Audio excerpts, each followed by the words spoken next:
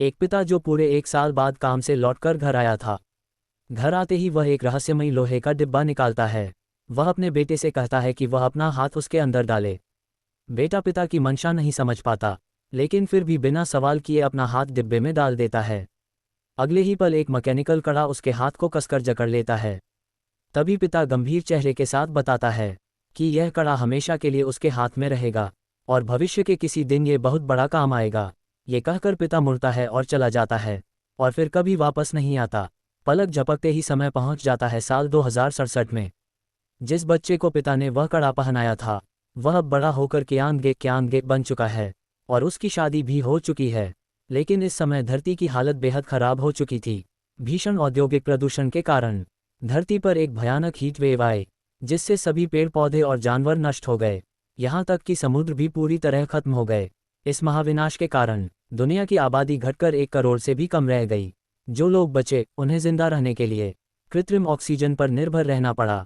लेकिन यह ऑक्सीजन इंसानी शरीर के लिए बेहद खतरनाक थी। लंबे समय तक लेने पर यह सीधे फेफड़ों को खराब कर देती थी। क्यांगे की पत्नी भी इसकी चपेट में आ जाती है। उसका इलाज कराने के लिए क्यांगे दिन रात काम करने लगता है, लेकिन फिर भी महंगे इलाज का खर्च नहीं उठा पाता। इसी दौरान दुनिया की सबसे बड़ी ऑक्सीजन कंपनी अचानक उसे मिलने बुलाती है। कंपनी का मालिक उससे निजी मुलाकात करना चाहता था। दुनिया की नंबर 1 कंपनी का बुलावा पाकर क्यांगे तुरंत पहुंच जाता है।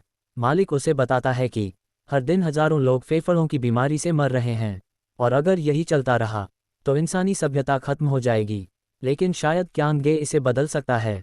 इतना कहकर मालिक उसे एक गुप्त प्रयोगशाला में ले जाता है।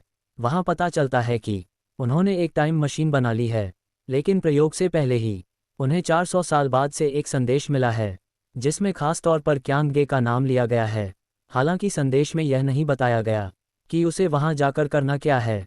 ये सुनकर क्यांगे साफ मना कर देता है, लेकिन मालिक उसे लालच देता है। उसकी पत्नी का इलाज मुफ्त में होगा और उसे $1 करोड़ भी मिलेंगे। पत्नी को मरते देख क्यांगे आखिरकार जोखिम उठाने को तैयार हो जाता है, क्योंकि अगर वह मर भी गया तो कम से कम उसकी पत्नी जिंदा रहेगी।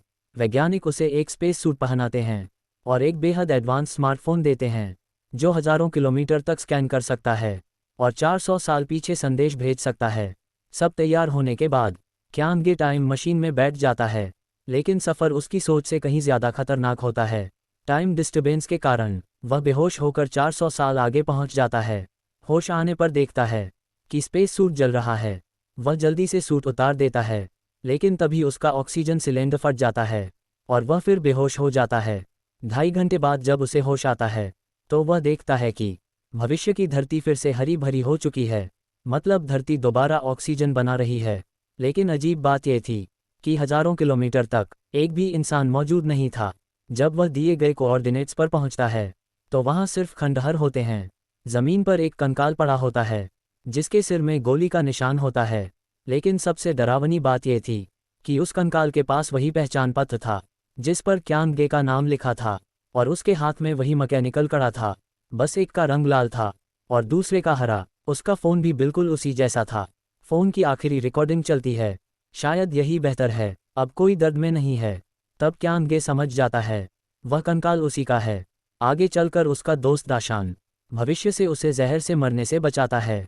बाद में सच्चाई सामने आती है, उसके पिता ने ही टाइम मशीन बनाई थी, लेकिन कंपनी का मालिक सिर्फ कुछ अमीर लोगों को बचाना चाहता था, बाकी मानवता को छोड़ देना चाहता था। इसी मतभेद में उसने क्यांगे के पिता को गोली मार दी। पिता पहले ही टाइम मशीन को इस तरह लॉक कर चुके थे कि वह सिर्फ क्यांगे के डीएनए से ही खुल सके। इसीलिए दाशान को उस पर नज़र रखने भेजा गया था। अब मजबूरी में दाशान बंदूक उठाता है और क्यांगे पर निशाना साधता है।